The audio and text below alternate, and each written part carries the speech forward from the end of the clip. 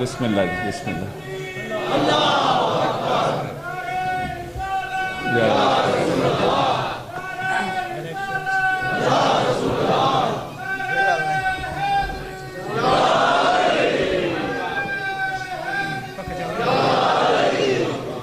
یہ علامہ صاحب کی نظر ہے اور آپ کی نظر بھی ہے کہ ملتی کہاں سے چشم تغافل کو روشنی، بے قسمت لوگ تھے ان کی بات کر رہا ہوں، ملتی کہاں سے چشم تغافل کو روشنی، تھے جن دلوں پہ کفر کے تالے پڑے رہے، اور دروازہ شہر علم کا کھلتا رہا مگر کچھ لوگ جان بوجھ کے باہر کھڑے رہے۔ جناب علامہ شہنشاہ حسین نقوی۔ اوپر نہیں آ جائے گا، اوپر نہیں آ جائے گا، یہ اوپر رکھ دیں۔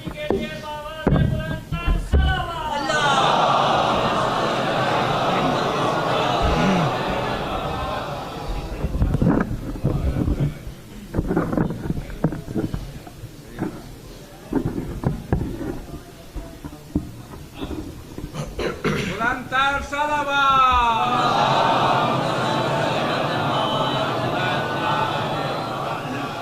فاتحہ۔ بسم اللہ الرحمن الرحیم الرحمن الرحیم مالک یوم الدین ایاک نعبد و ایاک نستعین اهدنا الصراط المستقیم صراط الذین انعمت علیہم غیر المغضوب علیہم ولا الضالین صلی علی محمد۔ اعوذ باللہ من الشیطان الرجیم بسم اللہ الرحمن الرحیم الحمد للہ الذی لا یبلغ مدحته القائلون ولا یحصی نعماءه العادون ولا یغدی حقه المجتہدون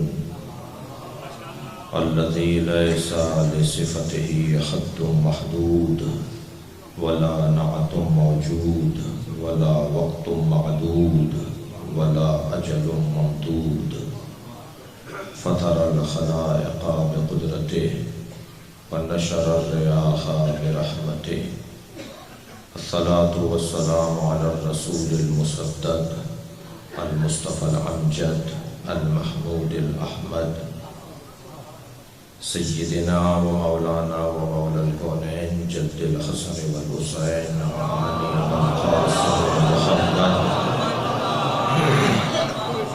وآله الطيبين الطاهرين المعصومين الذين قال الله إنما يريد الله ليذهب عنكم الرجس أهل البيت ويطهركم تطهيرا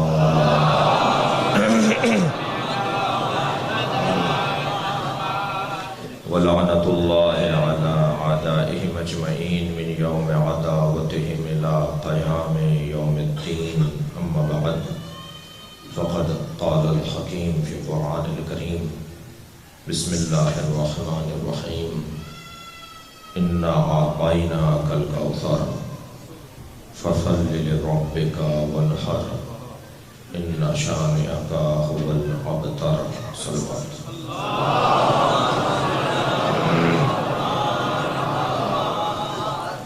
مرحومین کی مغفرت کے لیے بلندتر صلوات۔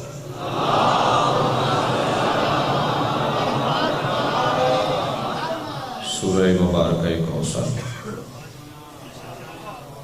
قرآن مجید کا سب سے چھوٹا سورہ، مگر یہ کس نے کہہ دیا کہ جو چھوٹا سورہ ہوگا اس کا پیغام بھی چھوٹا ہوگا؟ سورہ بقرہ قرآن کا سب سے بڑا سورہ ہے، سورہ کوثر قرآن کا سب سے چھوٹا سورہ ہے، مگر جو چھوٹا سورہ ہے وہی قرآن کی حفاظت کا سب سے بڑا سامان ہے۔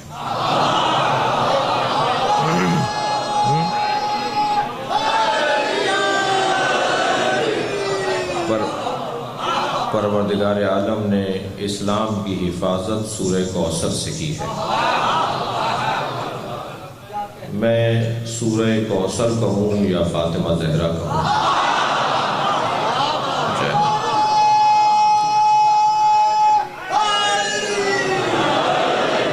اللہ نے قرآن میں سیدہ کا نام کوثر رکھا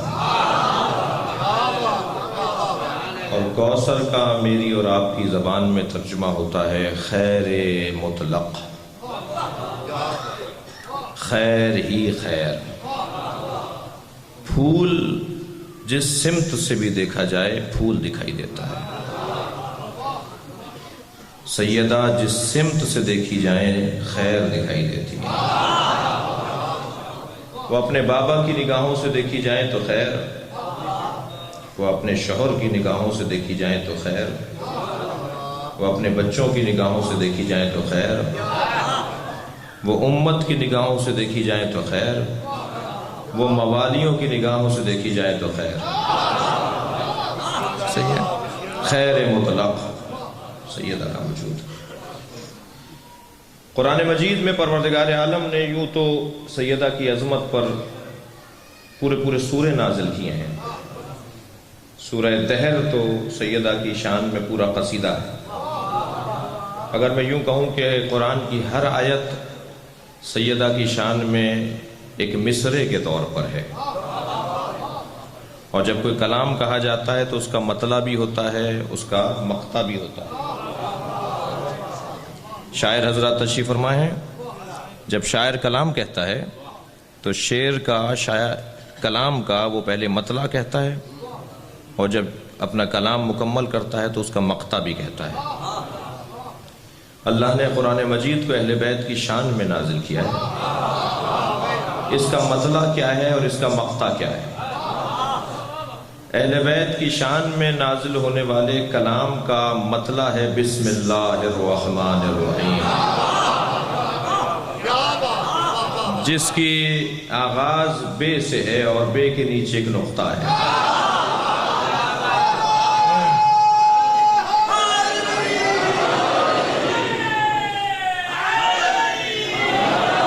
اور اللہ نے جب اس شان میں قصیدے کو مکمل کیا تو اس کا ایک مقطع ہے، اور اس مقطع کو کہتے ہیں سورہ کوثر۔ اِنَّا أَعْطَيْنَاكَ الْكَوْثَرَ، اے میرے حبیب ہم نے تمہیں خیر ہی خیر فاطمہ عطا کر دی۔ اب میری مشکل اور آپ کی مشکل یہ ہے کہ ہمارے جو مخالفین ہیں وہ در حقیقت ہمارے مخالف نہیں ہیں، وہ اہل بیت کے مخالف ہیں۔ اس لیے کہ جہاں بھی اہل بیت کے فضائل کی بات آتی ہے انہیں مختلف معنی یاد آتے ہیں۔ ہم نے کہا من کنت مولا فہذا علی مولا، نبی نے فرمایا میں جس کا مولا علی اس کا مولا، تو کہنے لگے مولا کہ یہ معنی نہیں ہے، وہ معنی ہے۔ ہم نے کہا کہ اللہ نے قرآن میں سیدہ کو کوثر کہا ہے، تو کہنے لگے کوثر کے یہ معنی نہیں ہے، کوثر کے معنی ہے حوض کوثر، پانی کا ذخیرہ۔ تو جہاں بھی اہل بیت کے فضائل آتے ہیں وہاں انہیں لغت یاد آ جاتی ہے، انہیں وہاں پر اور معنی اور مفہوم یاد آ جاتے ہیں۔ ہمیں تو صرف ایک ہی معنی نظر آتا ہے، ہم تو جہاں عظمت دیکھتے ہیں وہاں اہل بیت کو دیکھتے ہیں۔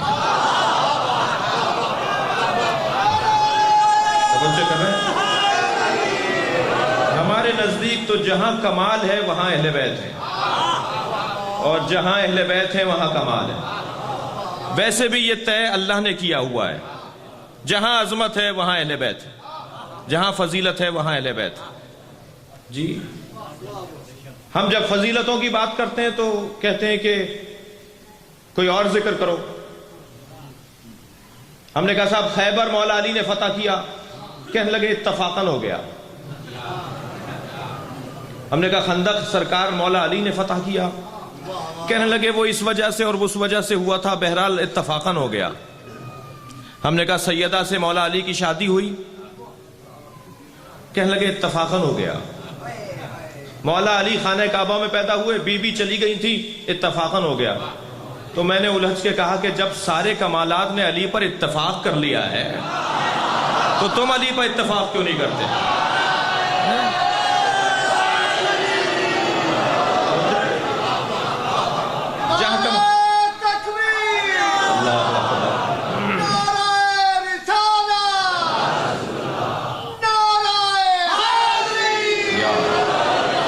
کمالات کا मजमुआ ये घराना है। वैसे भी अल्लाह ने इंसान को खल्क किया, इंसान की फितरत में कमाल पसंदी, कमाल जुई पाई जाती है। इंसान फितरतन कमाल को तलाश करता है। अब हर एक ने कमाल अलहदा अलहदा तस्वुर कर लिया है। किसी ने हुस्न ज़ाहिरी को कमाल समझा तो हसीनों के दरवाज़ों पर दिखाई दिया। किसी ने पैसे को कमाल समझा तो दौलतमंदों से दोस्ती करना शुरू कर दी। किसी ने कुर्सी को कमाल समझा तो साहिबान मनसब से दोस्ती की। किसी ने शोहरत को कमाल समझा तो मशहूर लोगों से दोस्ती शुरू कर दी। अज़ीज़ान गिरामी, ये जो दर दर पर ठोकरें खा रहा था बशर, अल्लाह ने एक घर में ही सारे कमालात को रख दिया। अगर शोहरत देखनी है तो अली जमीन से ज्यादा आसमानों में मशहूर है।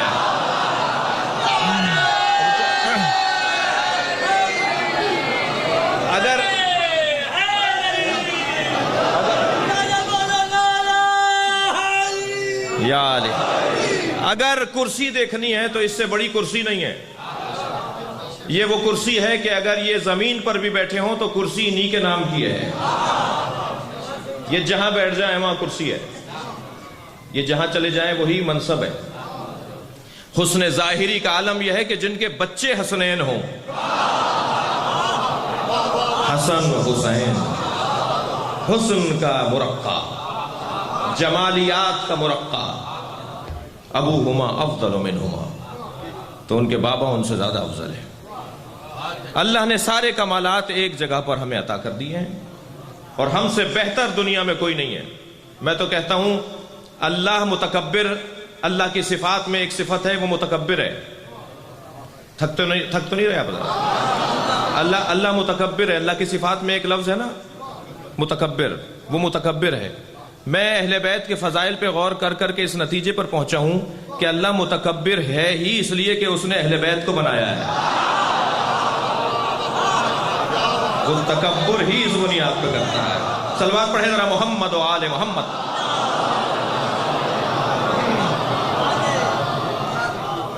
और मुझे और आपको फख्र करना चाहिए, मुझे और आपको फख्र करना चाहिए, इसलिए कि इस जमीन पर हमसे ज्यादा अफजल कोई नहीं है। हमसे ज्यादा अफजल कोई नहीं है, इसलिए कि हम जिस दरवाजे पर बैठे हैं इससे अच्छा दरवाजा नहीं है। हम जिन्हें मानते हैं उनसे अच्छे लोग नहीं हैं। हम जिनके दरवाजे पर हैं उनसे ज्यादा अच्छी तालीम कहीं और से नहीं मिलती। हम बैठे तो फर्श पर हैं मगर मिजाज अर्शी है।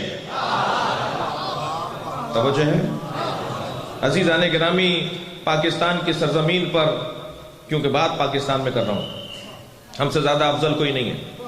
और हमारी अफजलियत की एक दलील यह है कि हमें अल्लाह ने इस दरवाजे पर बैठने की वजह से यहां से खुशबू दी है। और खुशबू यह है कि हमारा दुश्मन, जुमले को महसूस करेंगे, हमारा दुश्मन हमें मार कर मुस्तरिब है, हम मर के मुतमईन है।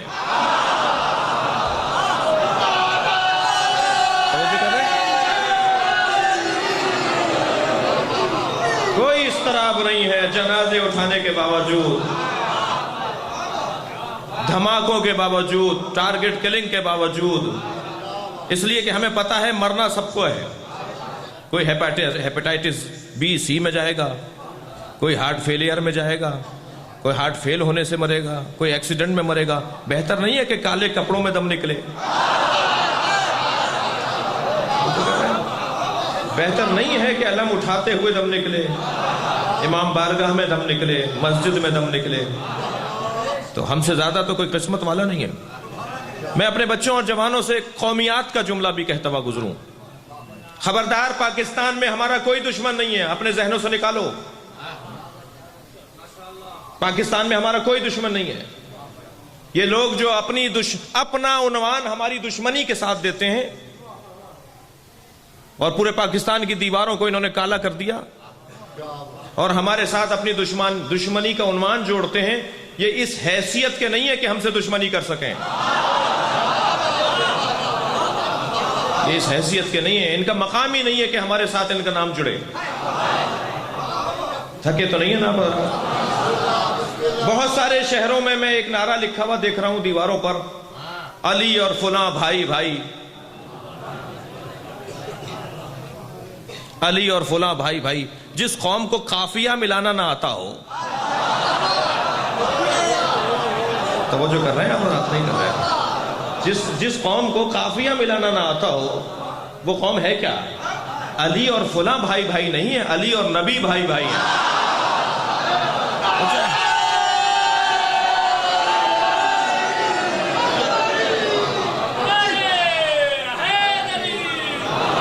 یہ ہمارے دشمن نہیں ہیں جی، یہ ہمارے دشمن نہیں ہیں، ان کی حیثیت نہیں ہے کہ یہ ہماری دشمنی کا عنوان پائیں۔ میرے مولا نے فرمایا تھا نا، علی کو اتنا گرا دیا، علی کو اتنا گرا دیا کہ کہتے ہو علی اور فلاں، علی کے ساتھ اتنا بڑا ظلم کہ علی کے ساتھ کہتے ہو علی اور فلاں، کوئی نسبت نہیں ہے علی کو فلاں کے ساتھ۔ اسی طرح علی کے چاہنے والوں کے ساتھ ان کو نسبت نہیں ہے، توجہ ہے حضرات کی، یہ ہمارے دشمن نہیں ہیں، ان کی حیثیت نہیں ہے کہ ہمارے دشمنی کا عنوان پائیں۔ ان کو نظر انداز کر کے زندگی میں موت دے دو، اتنا نظر انداز کرو، اتنا نظر انداز کرو، اتنا اگنور کرو انہیں، اتنا نظر انداز کرو کہ یہ جیتے جی مر جائیں۔ عزیزان گرامی، جنگ صفین میں ایک شخص مولا کے سامنے آ گیا تو مولا کو دیکھ کر کپڑے اتارنے لگا۔ مولا نے منہ موڑ کر فرمایا یہ تو اس قابل بھی نہیں ہے کہ علی اس پہ تلوار چلائے۔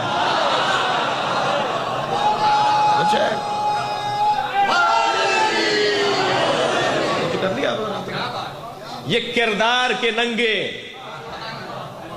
توجہ ہے، یہ کردار کے عریان جو ہماری خاطر ہمیں کسی طرح سے مشکل میں اپنی دانش میں ڈالنے کے لیے قرآن جلا دیتے ہوں،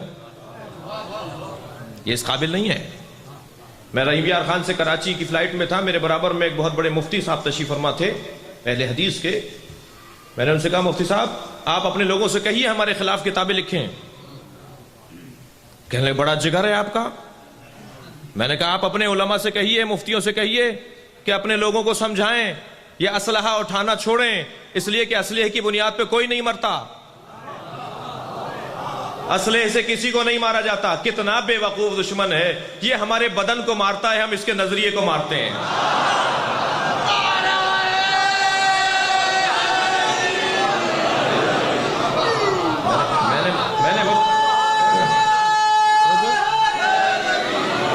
میں نے مفتی صاحب سے کہا مفتی صاحب ان سے کہیے اپنے لوگوں سے کہ ہمارے خلاف کتابیں لکھیں۔ کہنے لگے بڑا جگر ہے آپ کا کہ ہمارے اپنے خلاف کتابیں لکھوا رہے ہیں۔ میں نے کہا ہاں لکھیں، ہمارے خلاف کتابیں لکھیں، اس لیے کہ سوال ہونا عیب نہیں ہے، جواب نہ ہونا عیب ہے۔ پوچھو ہم سے، پوچھو، ہم جواب دیں گے تمہیں۔ اور عزیزان گرامی یاد رکھیے مستقبل آپ کا ہے، آئندہ آپ کا ہے، آئندہ تشیع کا ہے۔ تھک کر نہیں سنے مجھے جملے سے، آئندہ مستقبل تشیع کا ہے، اس لیے کہ امام مہدی ہمارے ہیں۔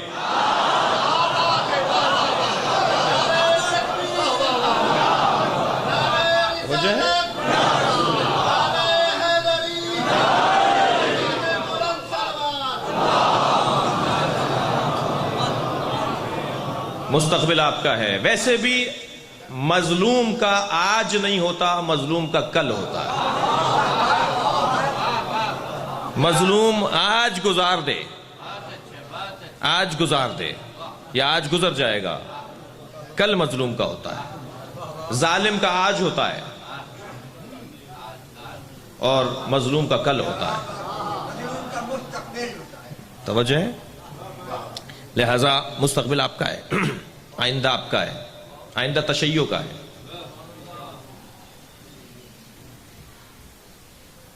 نوجوانوں کا بہت بڑا مجمع ہے مجلس میں، یہ انٹرنیٹ سے بڑی دوستی رکھتے ہیں۔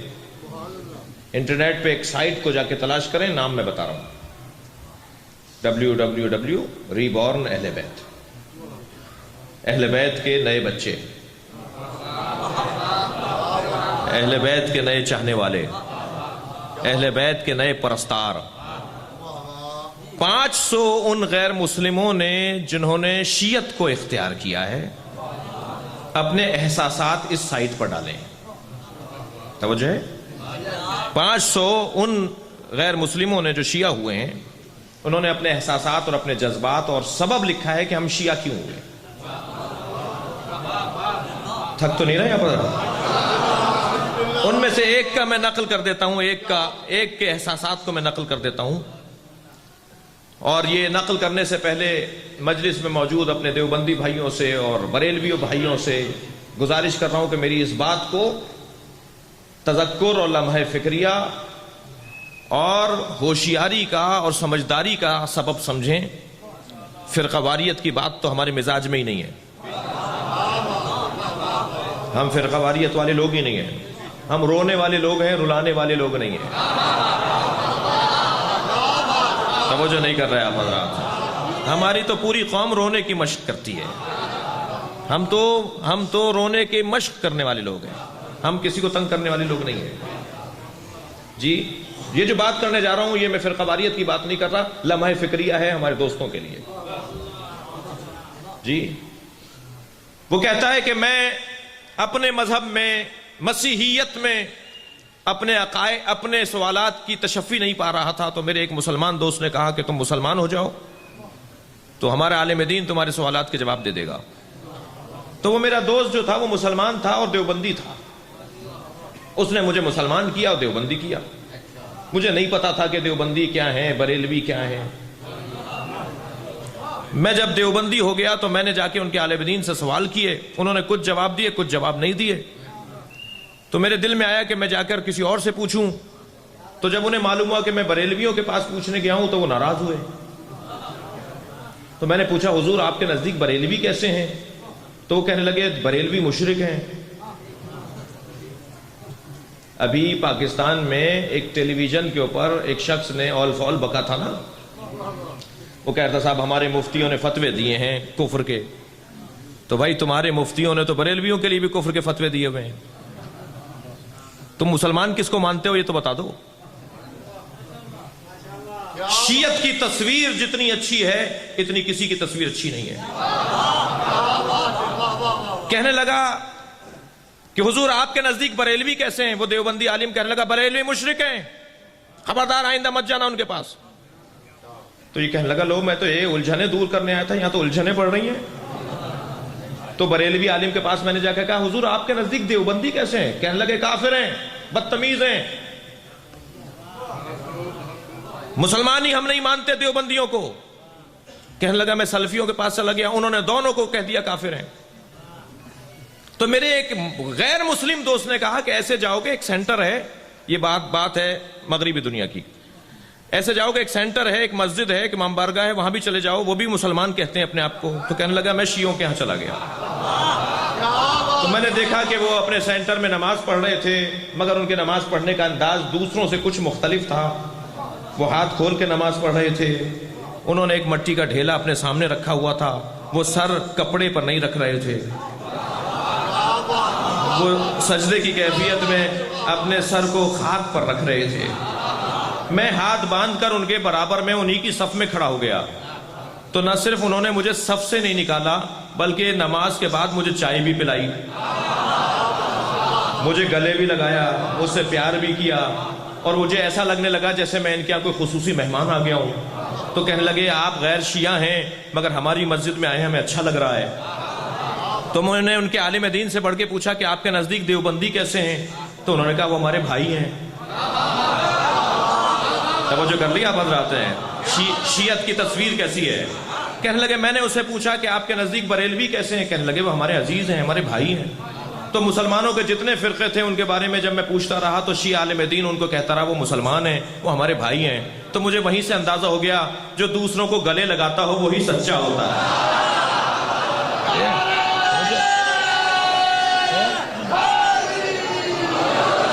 اور جو دوسروں کو برا کہتا ہے, کافر کہتا ہے, مشرک کہتا ہے, غیر مسلم کہتا ہے. کہنے لگا پھر میں نے اس مذہب پر غور کرنا شروع کیا تو معلوم یہ ہوا کہ میرے سوالات کے جواب تو یہاں مل رہے ہیں. میری روح کو تسکین ملت جعفریہ میں ہو رہی ہے. تو پھر میں نے ملت جعفریہ کا انتخاب کر لیا. تو عزیزان گرامی میں لمحہ فکریہ دے رہا ہوں, پاکستان ہی میں نہیں پوری دنیا میں جو آپ کو برداشت اور تحمل مزاجی نصیب ہوئی ہے، آپ کو جو تحمل مزاجی نصیب ہوئی ہے وہ امام حسین پہ رونے کی وجہ سے ہوئی ہے، وہ امام حسین کی عزاداری کی وجہ سے ہوئی ہے۔ مجھے نہیں معلوم یہاں مسجد کہاں ہے، مسجد کہاں ہے مولانا؟ تھوڑا سا آگے، بریلویوں کی، شیعوں کی، بریلویوں کی بھی، دیوبندیوں کی بھی، شیعوں کی بھی۔ اب کیا کریں کہ اس طرح سے تقسیم ہو گیا ہے، ورنہ تو مسجد ہے۔ آپ نے کبھی غور فرمایا کہ آپ یہ مجلس مسجد میں کیوں نہیں کرتے؟ جبکہ آپ کی مسجد ہے، آپ نے مسجد علیحدہ بنائی بھی ہے، امام بارگاہ علیحدہ بنایا ہوا ہے۔ آپ کے پاس پیسہ زیادہ ہے، سب مسجد بناتے ہیں، آپ بھی مسجد بناتے ہیں، سب امام بارگاہ سب مدرسہ بناتے ہیں، آپ بھی مدرسہ بناتے ہیں، آپ یہ امام بارگاہ کیوں بناتے ہیں؟ میں اسلام آباد سے کراچی کی فلائٹ میں تھا، برابر میں ایک صاحب آگے بیٹھ گئے، کہنے لگے آپ شیعہ مولوی ہیں؟ میں نے کہا جی طالب علم ہوں۔ کہنے لگے آپ سے سوال کر لوں؟ میں نے کہا بھائی امامہ ابا قبا پہن کر اسی لیے پھر رہا ہوں کہ آپ سوال کر لیں، ہمارے بارے میں خود سے فیصلے کرتے ہیں اور ہم سے نہیں پوچھتے۔ ان کی 40 پاروں کا قرآن تھا، 10 پارے فلاں کی بکری کھا گئی۔ بکری تمہاری ہے، جواب ہم دیں؟ ہماری بکری نے تو نہیں کھایا، تمہارا ہی کوئی ہے جس کی بکری نے کھایا تھا۔ توجہ کر رہے ہیں حضرات؟ تو مجھ سے اس نے سوال کیا یہ آپ امام بارگاہ کیوں بناتے ہیں، یا آپ اتنا خرچہ مجلسوں پر کیوں کرتے ہیں؟ جو وہ جواب دیا تھا یہاں جواب دے رہا ہوں۔ آپ سے بھی پوچھ رہا ہوں، آپ نے امام بارگاہ کیوں بنایا ہے؟ مسجد میں مجلس کیوں نہیں کرتے؟ مولانا قبلہ کی خدمت میں علماء کرام کی میں دور دور سے زیارت کر رہا ہوں، مجھے معاف کریں گے، جگہ کی تنگی ہے ورنہ میں نے آگے بلا لیتا۔ مولانا قبلہ کی خدمت میں جا کر کوئی ہندو کہے کہ مجھے قرآن دے دیجئے، میں قرآن سمجھوں گا، پڑھوں گا، سمجھوں گا، پھر اسلام قبول کروں گا، تو مولانا تو قرآن دینے کو تیار نہیں ہے۔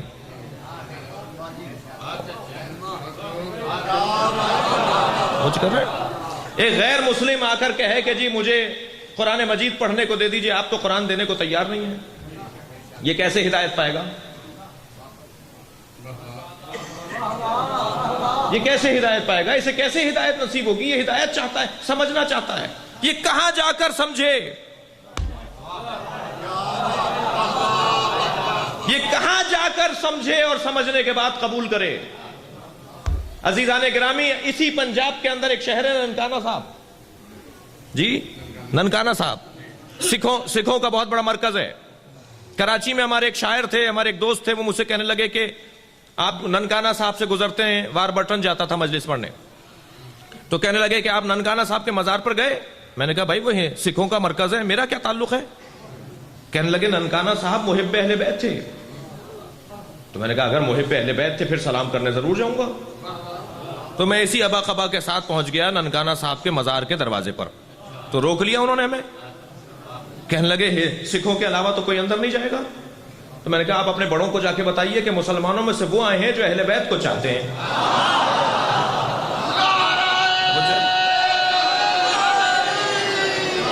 تو آپ یقین جانیے ان کے سارے پنڈت، ان کے سارے بڑے جو ان کے مولوی تھے، ان کے علماء تھے، وہ سارے دروازے پر آ گئے، مجھ سے ہاتھ ملا کر کہنے لگے آپ کے لیے دروازہ بند نہیں ہے۔ کیوں آپ کے لیے دروازہ بند نہیں ہے؟ کیوں محبان اہل بیت کے لیے مندر میں اور جی گردوارے میں اور چرچ میں کیوں دروازے بند نہیں ہیں؟ توجہ کر لی آپ حضرات نے؟ کیوں آپ نے مسجد میں مجلس نہیں کی؟ نتیجہ دے رہا ہوں، مسجد میں داخلے کے لیے شرط و شرائط ہیں، شریعت نے شرط و شرائط رکھے ہیں، فلاں نہیں آ سکتا، فلاں نہیں آ سکتا، فلاں نہیں آ سکتا، ہمیں وہ قبول ہے اس لیے کہ شریعت کا حکم ہے۔ مگر حسین ابن علی کا احسان مانیے، سن 61 ہجری میں جس عالمی اوپن یونیورسٹی کی حسین نے بنیاد رکھی تھی، اس کی ایک کلاس آج یہاں ہو رہی ہے۔ یہ کہاں جائے سمجھنے کے لیے؟ مسجد میں پابندیاں ہیں، مسجد میں شرط و شرائط ہیں جو ہم قبول کرتے ہیں، جو شریعت کا حکم ہے، پابند ہیں ہم اس کے۔ ہم ہندو کو نہیں لے جا سکتے مسجد میں، ہم سکھ کو نہیں لے جا سکتے مسجد میں، ہم یہودی کو نہیں لے جا سکتے مسجد میں، شرط و شرائط ہیں، کوئی ایک جگہ تو ہو۔ میں جملہ دے رہا ہوں آپ کی محترم سماعتوں کے لیے، حسین کا یہ خیمہ ہے، ہر آنے والے حر کے لیے کھلا رہنا چاہیے۔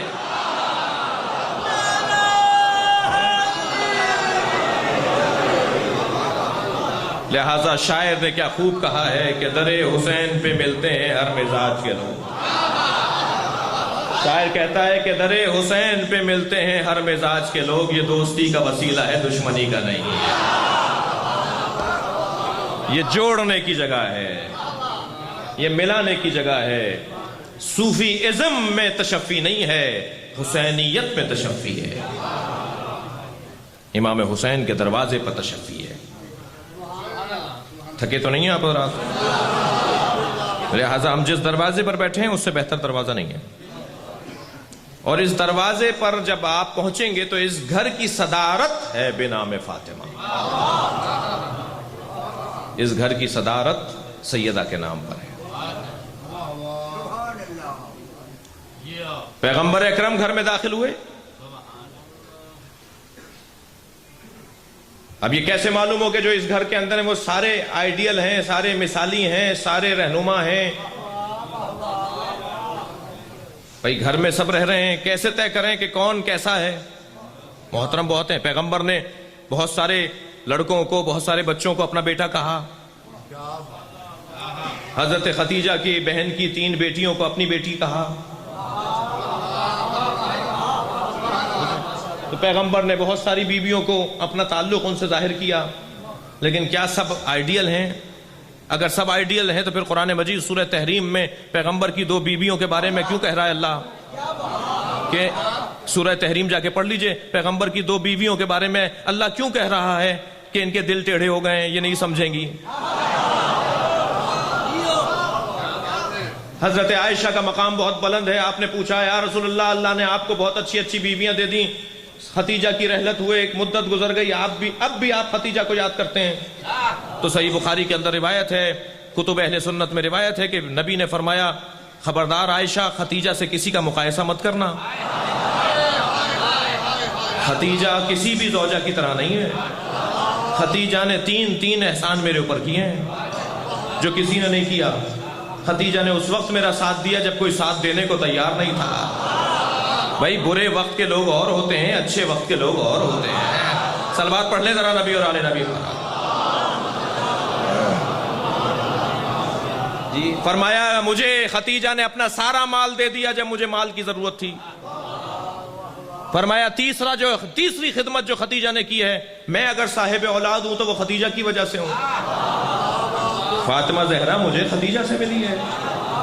لہٰذا پیغمبر اکرم کی ازواج کا بڑا مقام ہے، امہات المومنین ہیں. لیکن اسی گھر میں رہتے ہیں سب. کون کہتا ہے کہ ہم صحابہ اکرام کو نہیں مانتے؟ ہم اصحاب پیغمبر کو مانتے ہیں، اصحاب حکومت کو نہیں مانتے. مجھے کر رہے ہیں آپ زبردستی ہمیں اصحاب حکومت منوانا چاہتے ہیں. ہم اصحاب پیغمبر کو مانتے ہیں. فرق اتنا ہے، گھبرا کر نہیں سنیے گا، فرق اتنا ہے کہ ہم احترام کرتے ہیں اصحاب پیغمبر کا، مگر مسئلہ اہل بیت سے پوچھتے ہیں.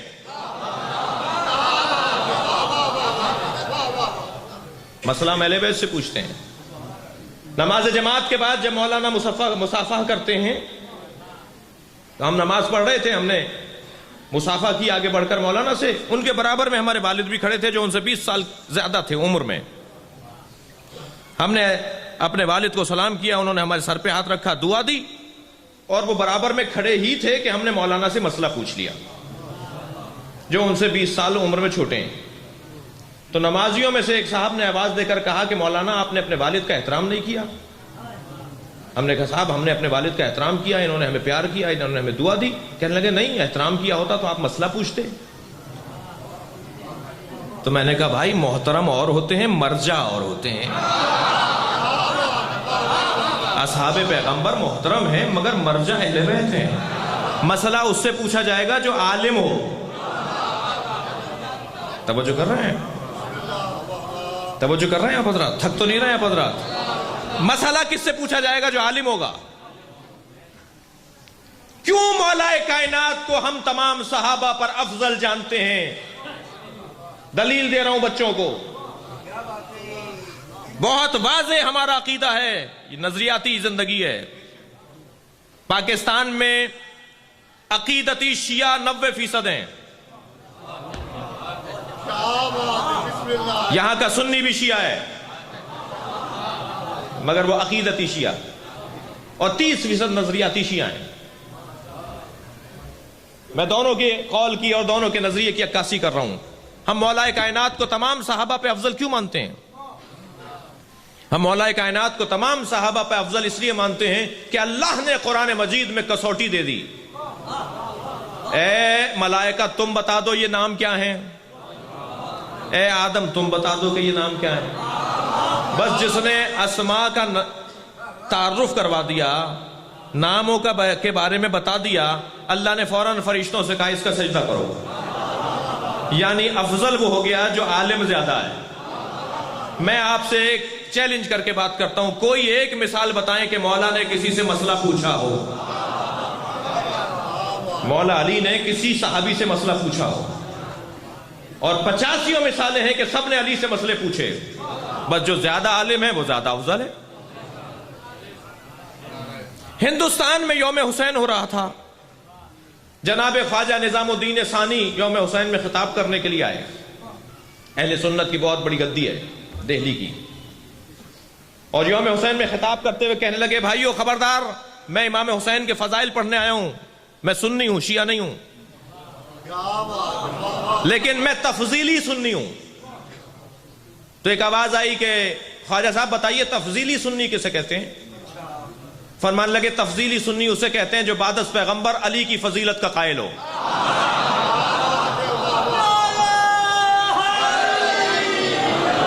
अली को सबसे ज्यादा बाफजीलत मानता हो और सुन्नी हो, उसे तफजीली सुन्नी कहते हैं। फिर फरमाते हैं सुनो मैं इसकी दलील देता हूं। अब ख्वाजा साहब की दलील सुनिए।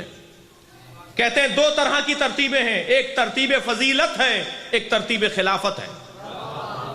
अली तरतीब खिलाफत में चौथे हैं, तरतीब फजीलत में पहले हैं।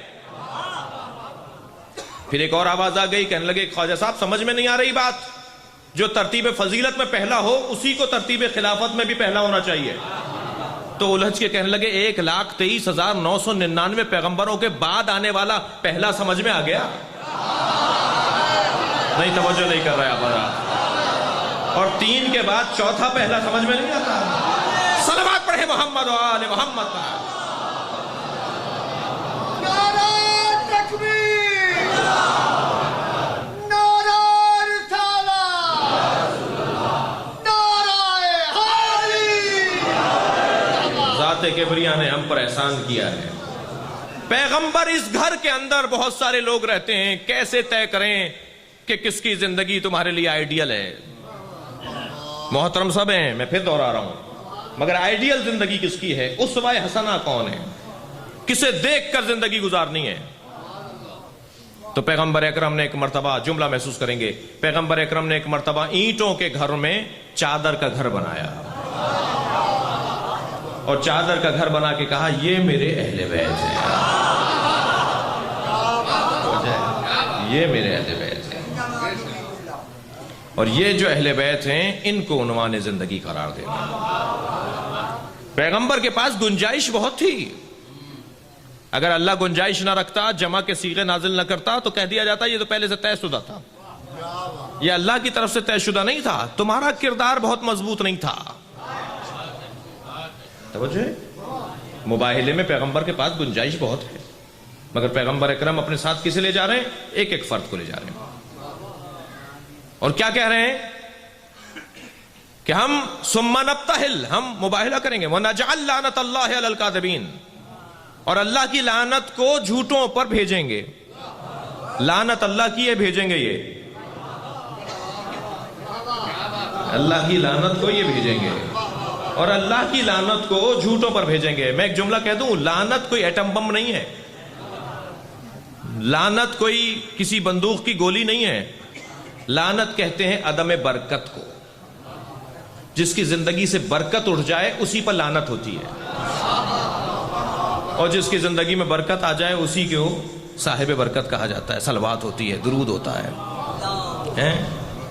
तो पैगंबर अकरम क्या फरमा रहे हैं? सुम्मा नब्तहिल व नजअल लानतल्लाहि अलल काज़िबीन, फिर हम मुबाहिला करेंगे और काज़िबीन के ऊपर, झूठों के ऊपर लानत करेंगे अल्लाह की। تو گنجائش تو بہت تھی پیغمبر کے پاس. پیغمبر اکرم نے اس اتنی بڑی گنجائش کے اندر ایک ایک فرد کو کیوں لے کر آئے؟ جملہ محسوس کریں. عزیزان گرامی، سچے تو بہت تھے. ابو ذر جیسا سچا تو زمین آسمان نے نہیں دیکھا. سچے تو بہت تھے، لیکن سچے ہونا اور ہے، جھوٹوں پر لعنت کرنے والا اور ہے. جس نے زندگی میں 99 مرتبہ سچ بولا ہو اور 1 مرتبہ جھوٹ بولا ہو، وہ سچا ہے، مگر جھوٹوں پہ لعنت نہیں کر سکتا.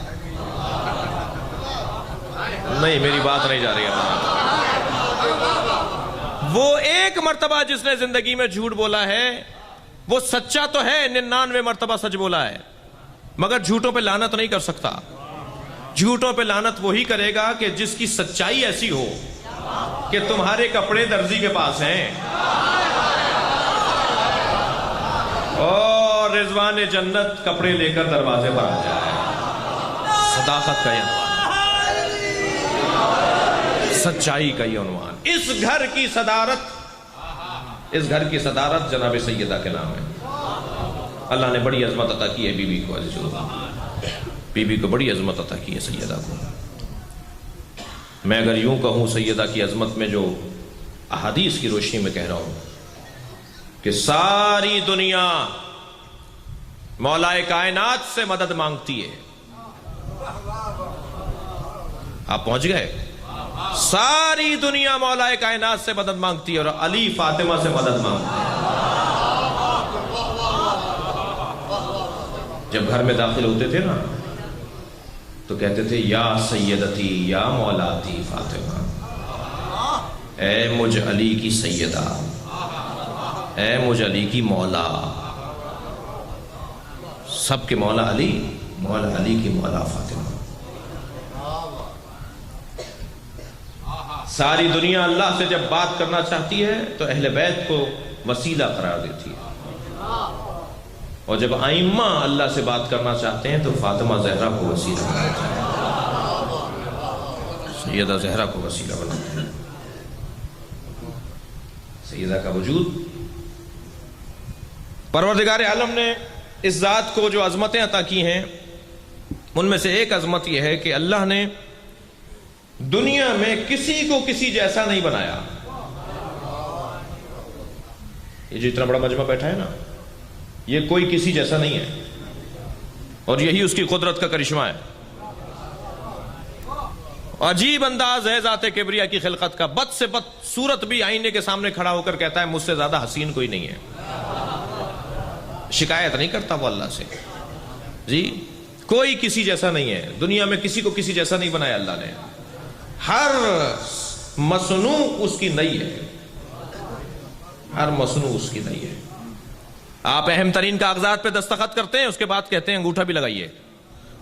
تو آپ رجسٹرار صاحب سے کہتے ہیں نا بھائی ہم پڑھے لکھے آدمی، ہم نے سائن کر دی، انگوٹھا کیوں لگائیں؟ تو کہتا ہے نا کہ نہیں، انگوٹھا تو لگانا پڑے گا. کیوں لگواتے ہیں؟ پوری دنیا میں سائن کے ساتھ انگوٹھا بھی لگتا ہے اہم کاغذوں پر. کیوں؟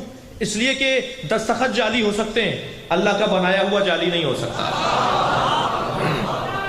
دنیا میں کسی کا کسی جیسا انگوٹھا بھی نہیں ہے. اتنا مختلف رکھا ہے اللہ نے. جب کسی کا کسی جیسا انگوٹھا نہیں ہے تو دماغ ایک جیسا کیسے ہوگا؟ سوچ ایک جیسے کیسی ہوگی؟ بس عزیزوں، میں نے یہاں تمہید باندھ کر ایک مطلب آپ کو دینا ہے، اور وہ یہ کہ دنیا میں کوئی کسی جیسا نہیں ہے سوائے علی اور فاطمہ کے. اللہ نے ان دونوں کو ایک جیسا رکھا ہے. اللہ اکبر. تھوڑا سا ہاں ہوں کرتے رہیے، مجھے لگ رہا ہے آپ تھک رہے ہیں. ایک جوڑا ہے دنیا میں جسے برابری کی بنیاد پر رکھا ہے. یہ جو لفظ کف ہے نا، برابری، کف، کیا فرمایا سرکار نے؟ لولا علی لم یکن لفاطمہ کف. اگر علی نہ ہوتے تو فاطمہ کا کوئی کف نہ ہوتا، فاطمہ کا کوئی ہمسر نہ ہوتا. یہ کیا فرما رہے ہیں پیغمبر اکرم؟ پیغمبر اکرم بھی فرما رہے ہیں اگر علی نہ ہوتے تو فاطمہ کو کوئی برابر نہ ہوتا. اگر علی اور فاطمہ نہ ہوتے تو برابری کا مفہوم نہ ہوتا. کوئی کسی کے برابر نہیں ہے. तमाम तर अजमतें जनाब खतीजतुल कुबरा सलामुल्लाह अलैहा की, लेकिन क्या वो पैगंबर की कुफ हैं? वो पैगंबर की हम पल्ला हैं? कुर्बान जाए हमारे माँ बाप जनाब शहरबानों पर, मगर क्या इमाम हुसैन की वो कुफ हैं? कोई एक इमाम मासूम की जिंदगी में तो बताइए कि कोई उनकी ज़ौजा उनकी कुफ थी? ये मियां बीवी जो हमारे माशरे के अंदर है, ये बराबर हैं? कोई किसी जैसा नहीं है। तो फिर ये बराबरी क्यों ढूंढते हैं हम? बराबरी के मफहूम पर तो कोई नहीं पूरा उतर रहा। फिर ये बाबा बराबरी का मफहूम क्या है? दुनिया में कोई जोड़ा बराबरी की बुनियाद पर नहीं है सिवाय अली और फातिमा के। सलवात पढ़े मोहम्मद व आले मोहम्मद पर।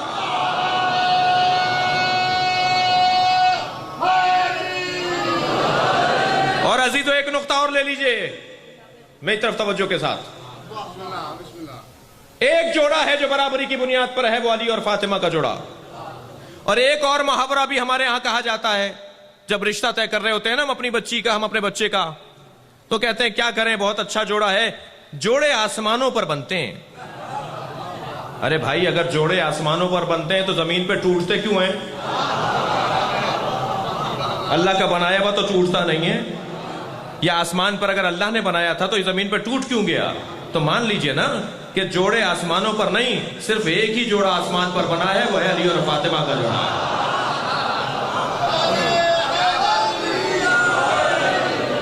सैयदा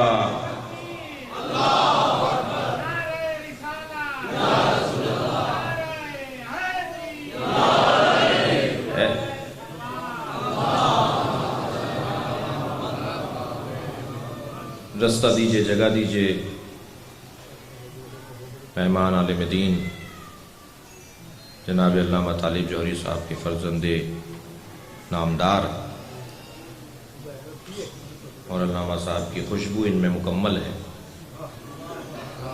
अल्लाह ने इनको बहुत सलाहियतें दी हैं।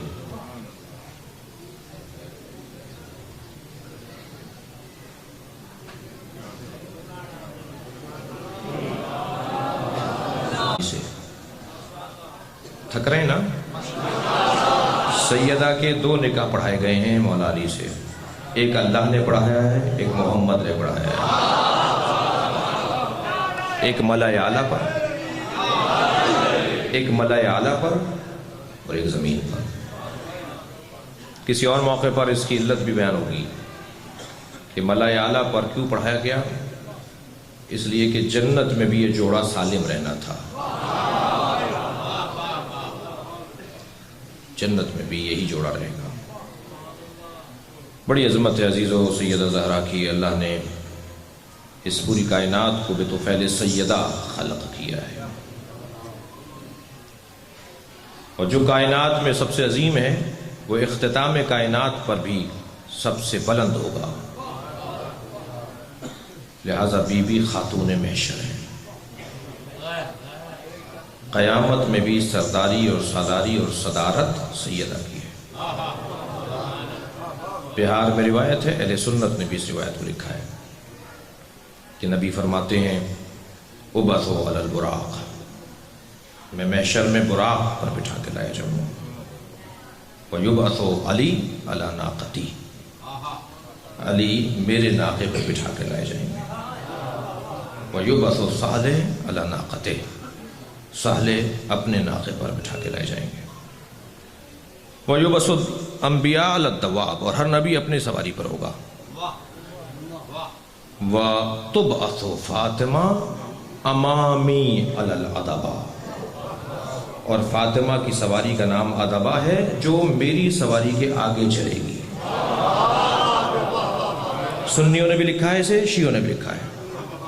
जन्नत में जाने के लिए जब काफिला चलेगा और महशर से ये काफिला गुजरेगा, महशर में ये काफिला होगा, तो आवाज आएगी गुद्दु अब्सारकुम हत्ता तजूज़ु फातिमा, अपनी आंखों को झुका लो, इसलिए कि फातिमा की सवारी आ रही है। मौला अली कहेंगे या अल्लाह ये मेरी ज़ौजा है। जवाब आएगा अली तुम भी निगाहों को झुकाओ। पैगंबर फरमाएंगे मेरी बेटी है। आए मेरे हबीब, मंजर कुछ ऐसा है,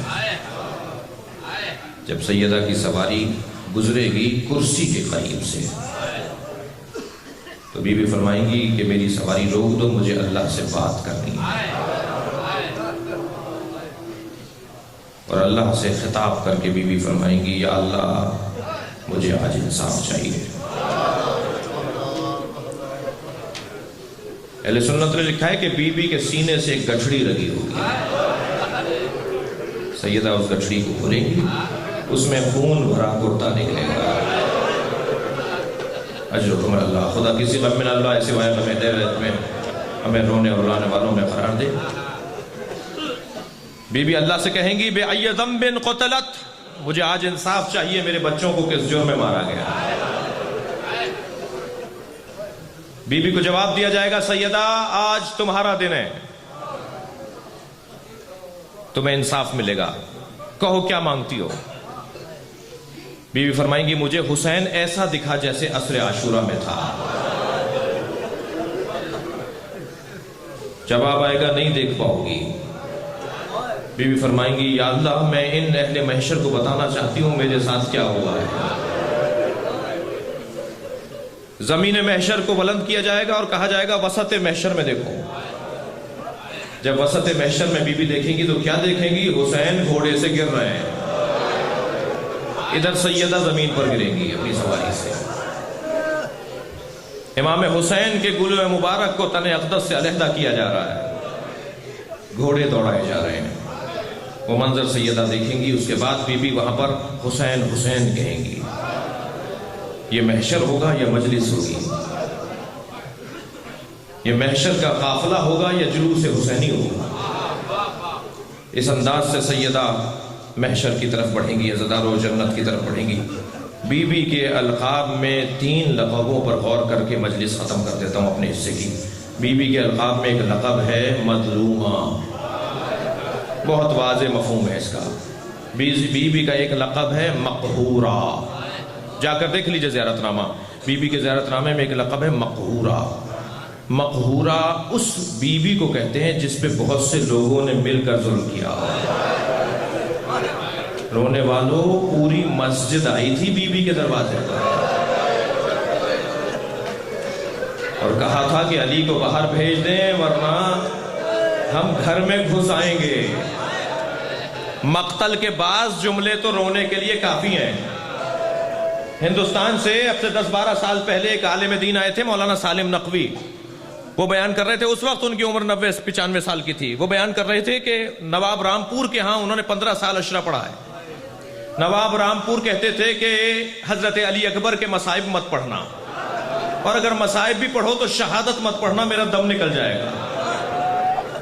और जिस दिन हजरत अली अकबर के मसाइब पढ़े जाते थे, नवाब साहब मिंबर के पीछे जाके बैठ जाते थे। सालिम नकवी साहब फरमाने लगे कि एक साल मुझे ख्याल नहीं रहा और मैंने हजरत अली अकबर की शहादत पढ़ दी, तो वो अपने कपड़े फाड़ने लगे।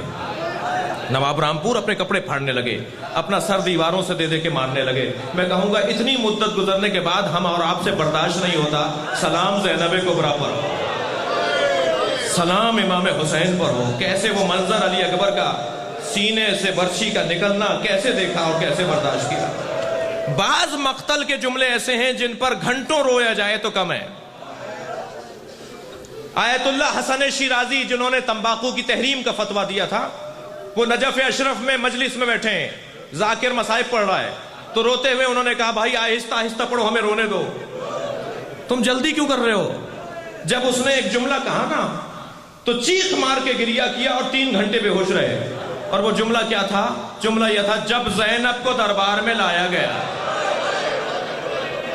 मक्तल के अज़ादारों, बाज जुमले रोने के लिए काफी हैं। ज़हरा मर्जिया के बारे में ये जुमला रोने को काफी है कि क्या बोल रहे हैं, अली को बाहर भेजो वरना हम घर में घुस आएंगे। बीबी ने फरियादें करना शुरू की, या बाबा, ए बाबा, या रसूलल्लाह, ये आपकी उम्मत है, ये आपके इस घर में घुसेगी जिसके दरवाजे पर मलकुल मौत रुक जाता हो, जिसका एहतराम आप करते थे। मेरी बीबी ने फरमाया मैं जब तक जिंदा हूं अली पर आंच नहीं आने दूंगी। अज़ादारों, बड़ा कारनामा कर रहे हैं आप हजरात। مولا علی کی ولایت کا دفاع، سب سے پہلی مدافع ولایت علی جناب زہرا کی ذات ہے۔